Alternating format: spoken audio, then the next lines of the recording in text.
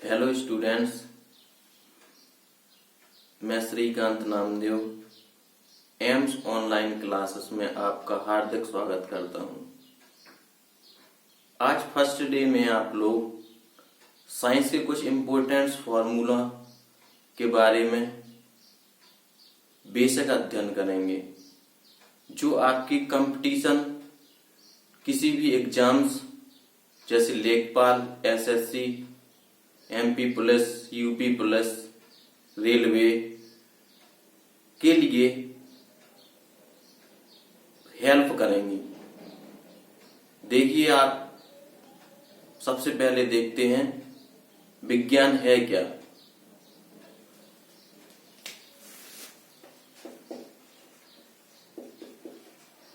Science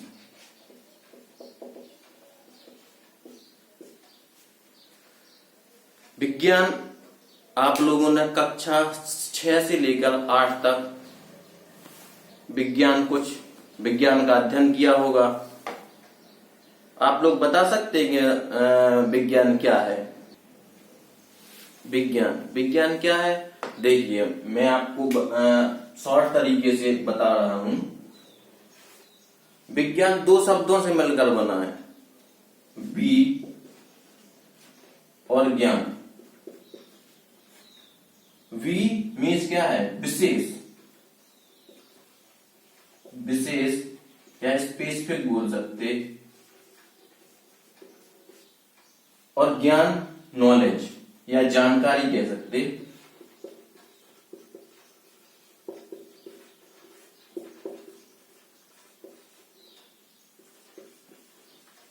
जानकारी यानी विज्ञान को सिंपल तरीके से हम बोल सकते हैं, किसी वस्तु या पदार्थ की एक विशेष प्रकार के ज्ञान को विज्ञान कहते हैं। किसी वस्तु या पदार्थ का एक विशेष प्रकार का ज्ञान विज्ञान कहलाता है। अब आप लोगों के दिमाग में एक आर्ट उठ रहा होगा कि विज्ञान और ज्ञान यानी विज्ञान क्या है।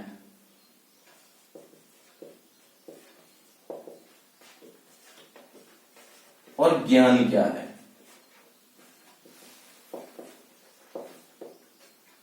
ये दोनों शब्द अपने आप में बहुत महत्वपूर्ण हैं। विज्ञान क्या है, जैसे ये ट्यूबलाइट जल रही है, क्या है, ट्यूबलाइट जल रही है। जैसे कि ये ट्यूबलाइट जल रही है, तो ये क्या है, साइंस है। और यदि इसको हमने जला दिया तो ये क्या हो गया, ज्ञान हो गया हमें। तो इस विज्ञान क्या कहलाएगी, विज्ञान है। जैसे ट्यूबलाइट है तो वो क्या है, साइंस है। और हमने जला के उस अपना एक ज्ञान प्राप्त कर लिया, तो ज्ञान क्या हो गया, जलाना। विज्ञान क्या हो गई, ट्यूबलाइट। ठीक है, देखते हैं।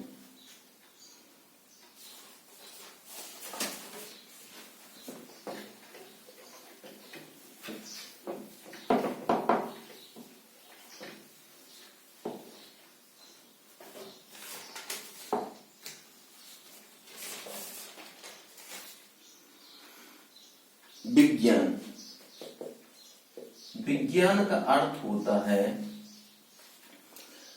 Searching of reality.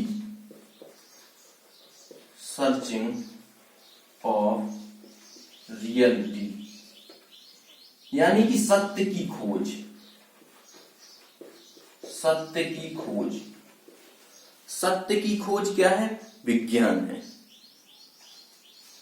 और ज्ञान क्या है,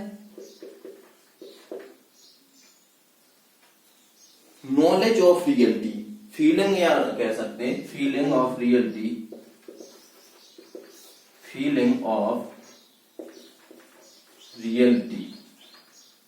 सत्य का अनुभव।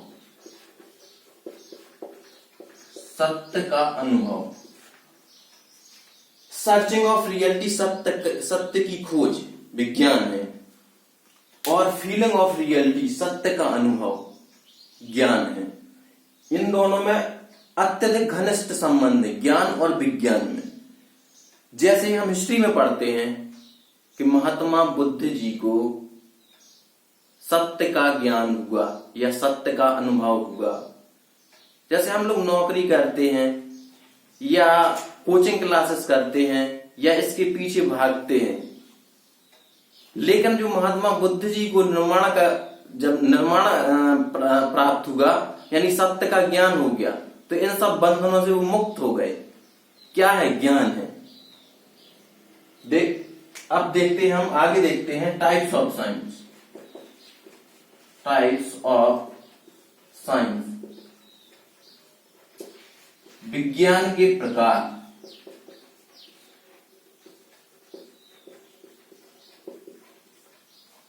टाइप्स ऑफ साइंस, विज्ञान के प्रकार।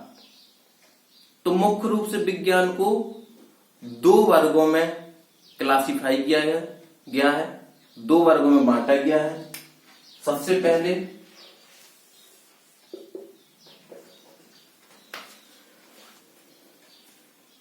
Social science. Social science. दूसरा हो जाएगा नेचुरल साइंस।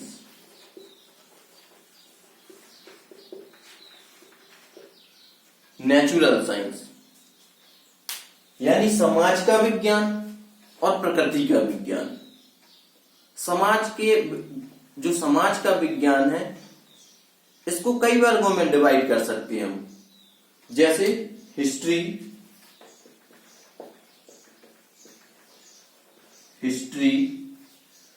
दूसरा हो जाएगा पॉलिटिकल साइंस। तीसरा हो जाएगा इकोनॉमिक्स साइंस। चौथा हो जाएगा सोशियोलॉजी।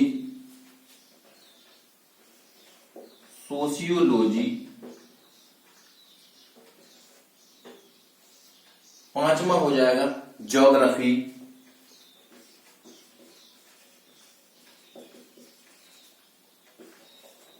और जो छठवां है वो है एंथ्रोपोलॉजी।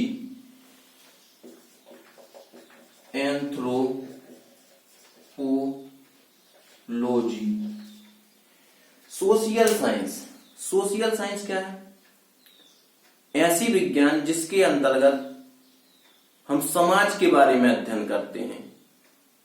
अब इस विज्ञान के अंतर्गत आ जाती 6 विज्ञान, यानी 6 जो है विज्ञान आ जाएंगे। हिस्ट्री, पॉलिटिकल, इकोनॉमिक्स, एंथ्रोपोलॉजी यानी मानव जाति का विज्ञान, ज्योग्राफी यानी भूगोल, सोशियोलॉजी यानी समाजशास्त्र। तो जो फर्स्ट पार्ट है सोशियल साइंस यानी समाज के बारे में, ये साइंस हमें बहुत महत्वपूर्ण रूप से ज्ञान कराती है समाज के बारे में। दूसरा टॉपिक है आपका नेचुरल साइंस यानी प्रकृति का विज्ञान। प्रकृति के विज्ञान के अंतर्गत 3 प्रमुख रूप से साइंस आती हैं। पहला हो जाएगा फिजिक्स। दूसरा हो जाएगा केमिस्ट्री। तीसरा हो जाएगा बायोलॉजी। यानी जो प्रकृति का विज्ञान है उसको 3 वर्गों में डिवाइड किया गया है।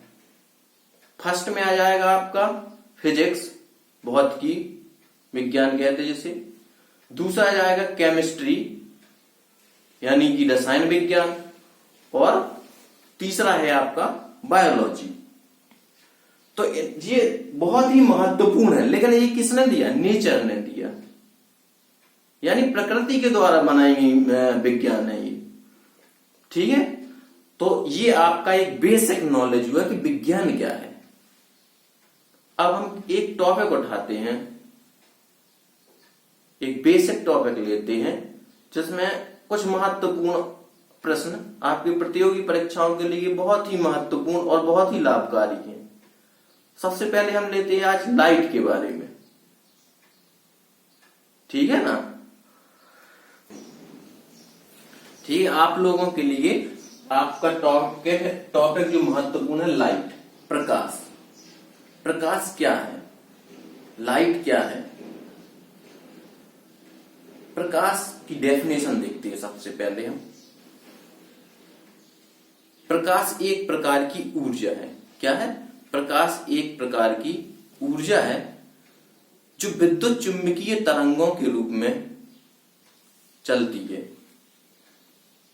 विद्युत चुंबकीय तरंग जानते क्या है? विद्युत चुंबकीय तरंग विद्युत क्षेत्र और चुंबकीय क्षेत्र, इन दोनों से मिलकर जो तरंगें बनती हैं, जो वेव बनती हैं, वो विद्युत चुंबकीय तरंग है। तो प्रकाश विद्युत चुंबकीय तरंगों के रूप में प्रोपागेशन करता है, यानी संचरण करता है।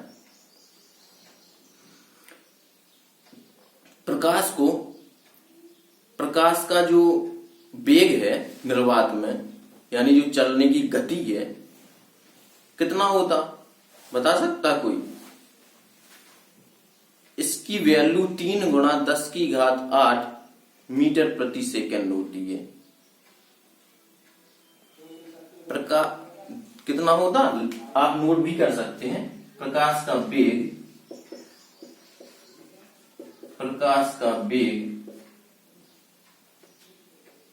वायु या निर्वात में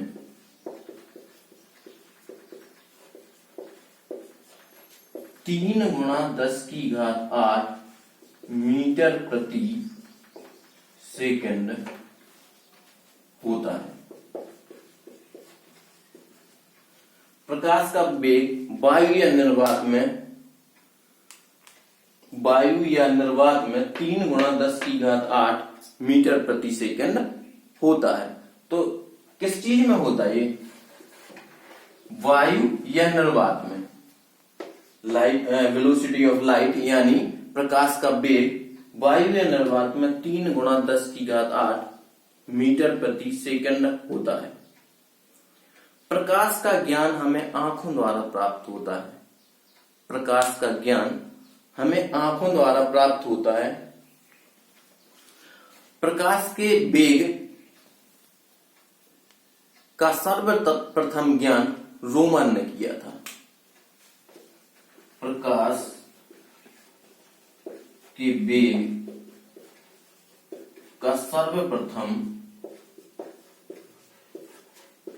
अध्ययन किसने किया था? रोमर ने किया था।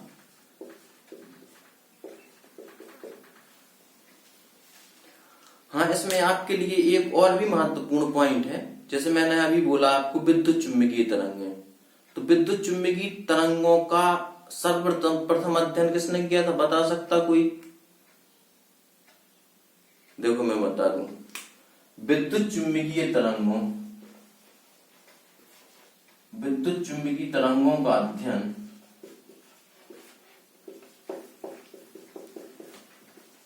का अध्ययन 1665 ईस्वी में जेम्स क्लार्क मैक्सवेल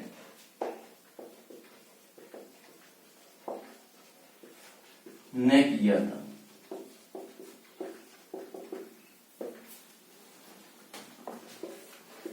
इससे दो क्वेश्चन बहुत ही आपके लिए महत्वपूर्ण निकल के आए। प्रकाश के वेग का अध्ययन सर्वप्रथम रोमर ने किया था और विद्युत चुंबकीय तरंगों का सर्वप्रथम अध्ययन किसने किया था? जेम्स क्लार्क मैक्सवेल ने। किसने किया था? जेम्स क्लार्क मैक्सवेल ने किया था। ठीक है। इसके अतिरिक्त हाँ देखिए, जैसे निर्वात में या हवा में प्रकाश की जो चाल है कितनी थी? 3 गुणा 10 की घात 8 मीटर प्रति सेकंड होती है। सिमिलरली इसी प्रकार से विभिन्न माध्यम हो सकते, हवा है, पानी है, कांच है, ये देखिए कांच है, तारपीन का तेल है, जल है, रॉक साल्ट कहलाती हड्डी की राख है। जैसे इसमें जो है प्रकाश की चाल कितनी हो सकती? नायलॉन है। तो निर्वात में जो प्रकाश की चाल कितनी हो सकती? 3 गुणा 10 की घात 8 मीटर प्रति सेकंड होती है। बहुत महत्वपूर्ण है। आपकी प्रतियोगी परीक्षाओं के लिए ये वैल्यू महत्वपूर्ण है, इसे याद रखें आप लोग। कांच में प्रकाश की चाल कितनी होती है? 2 गुणा 10⁸ मीटर प्रति सेकंड। माध्यम क्या है? कांच है। इसकी वैल्यू कितनी है प्रकाश की चाल की? 2 गुणा 10⁸ मीटर प्रति सेकंड है। इसी प्रकार जैसे तारपीन का तेल है, इसकी वैल्यू कितनी होगी? 2.04 गुणा 10⁸ मीटर प्रति सेकंड। तारपीन के तेल में प्रकाश की चाल कितनी होती है? ये ऐसे क्वेश्चन पूछेगा तो आप कितना बताएंगे? 2.04 इंटू 10⁸ मीटर पर सेकंड। सिमिलरली इसी प्रकार से जल पूछा जा सकता है आपसे कि जल माध्यम में प्रकाश की चाल कितनी होती है, तो कितनी होगी? 2.25 गुणा 10⁸ मीटर प्रति सेकंड। ये पॉइंट आपको याद रखना है। रॉक साल्ट में प्रकाश की चाल की वैल्यू कितनी होगी? हो जाएगा 1.96 इंटू 10⁸ मीटर प्रति सेकंड। और नायलॉन में प्रकाश की चाल कितनी होगी? तो नायलॉन में भी रॉक साल्ट के बराबर वैल्यू ही होती है, यानी नायलॉन में भी प्रकाश की चाल का मान 1.96 गुणा 10⁸ मीटर प्रति सेकंड होती है। तो माध्यम 6 बताए मैंने, निर्वात, कांच, तारपीन का तेल, जल, रॉक साल्ट, नायलॉन। और ये वैल्यू आप लोगों के लिए महत्वपूर्ण है, याद रखिएगा। आपकी परीक्षाओं के लिए लाइट के कुछ महत्वपूर्ण फैक्ट्स फॉलोइंग हैं। देखिए, पहला क्वेश्चन दिया गया है आपके लिए, प्रकाश का तरंगदैर्घ्य कितना होता है? प्रकाश का तरंगदैर्घ्य कितना होता है? तो इसके लिए कितना, हाँ, पहला क्वेश्चन है आपका, प्रकाश का तरंगदैर्घ्य कितना होता है? तरंगदैर्घ्य वेवलेंथ, यानी कि इसकी कितना होता है? तो 3900 एंगस्ट्रॉम से 7800 एंगस्ट्रॉम, यानी प्रकाश का तरंगदैर्घ्य वेवलेंथ कितना होता है? 3900 एंगस्ट्रॉम से 7800 एंगस्ट्रॉम तक प्रकाश का वेवलेंथ होता है। दूसरा क्वेश्चन है आपका, इसको याद रख सकते हैं आप, बहुत महत्वपूर्ण है कि प्रकाश का तरंगदैर्घ्य कितना होता है? 3900 एंगस्ट्रॉम से 7800 एंगस्ट्रॉम होता है। प्रकाश को सूर्य से पृथ्वी तक आने में कितना समय लगता है? प्रकाश को सूर्य से पृथ्वी तक आने में कितना समय लगता है? प्रकाश को सूर्य से पृथ्वी तक आने में 8 मिनट 16.6 सेकंड का समय लगता है। प्रकाश को सूर्य से पृथ्वी तक आने में लगा समय, यानी टाइम कितना लगता है? 8 मिनट 16.6 सेकंड। प्रकाश को सूर्य से पृथ्वी तक आने में कितना समय लगता है? 8 मिनट 16.6 सेकंड का समय लगता है। अगला क्वेश्चन आप पूछेंगे कि चंद्रमा से तो कितना लगेगा? तो चंद्रमा से परावर्तित प्रकाश को पृथ्वी तक आने में कितना समय लगता है? तो चंद्रमा से पृथ्वी तक आने में समय लगता है 1.28 सेकंड का समय। चंद्रमा से परावर्तित प्रकाश को पृथ्वी तक आने में लगा समय कितना है? 1.28 सेकंड। कितना? इसमें 8 मिनट, सूर्य से लगता 8 मिनट 16.6 सेकंड, लेकिन चंद्रमा से कितना लगता? सिर्फ 1.28 सेकंड में आ जाता चंद्रमा से पृथ्वी पर प्रकाश। अगला क्वेश्चन है 4th, स्वस्थ नेत्र का निकटतम बिंदु कितना होता है? स्वस्थ एक स्वस्थ व्यक्ति के नेत्र का निकटतम बिंदु कितना होता है? तो 25 सेंटीमीटर। निकटतम जो पॉइंट बनता है वो कितना बनता है? 25 सेंटीमीटर बनता है। 25 सेंटीमीटर निकटतम दूरी पर इसका पॉइंट बनता है। स्वस्थ नेत्र का दूर बिंदु कितना होता है? अनंत होता। स्वस्थ नेत्र के लिए दूर बिंदु यानी मैक्सिमम डिस्टेंस पॉइंट कितना होता है? अनंत। जब प्रकाश एक माध्यम से दूसरे माध्यम में जाता है, जब प्रकाश एक माध्यम से, कोई भी माध्यम हो सकता है, जैसे कांच है, निर्वात है, तारपीन का तेल है, बहुत से अभी मैंने 6 माध्यम आप लोगों को बताए। तो एक माध्यम से दूसरे माध्यम में जाता है तो क्या इसमें अपरिवर्तित रहता है? तो इसकी जो फ्रीक्वेंसी होती है वो अपरिवर्तित रहती है, यानी आवृत्ति। आवृत्ति इसकी अपरिवर्तित रहती है। कोई भी माध्यम हो, एक माध्यम से दूसरे माध्यम में जाता है तो इसमें क्या परिवर्तित रहता है? फ्रीक्वेंसी, आवृत्ति अपरिवर्तित रहती है। अगला क्वेश्चन है, हमें वास्तविक सूर्योदय के कुछ मिनट पूर्व ही सूर्य दिखाई देने का क्या कारण है? कारण क्या है इसका? हमें वास्तविक सूर्योदय के कुछ मिनट पूर्व ही सूर्य दिखाई देने का कारण क्या है? प्रकाश का अपवर्तन। क्या है? प्रकाश का अपवर्तन।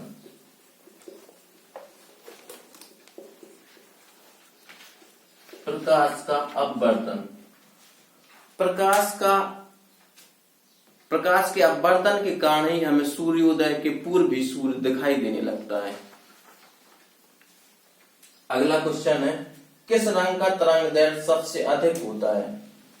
किस रंग के लिए प्रकाश का तरंगदैर्घ्य मैक्सिमम होता है, अधिकतम होता है? तो वो रंग है रेड, लाल।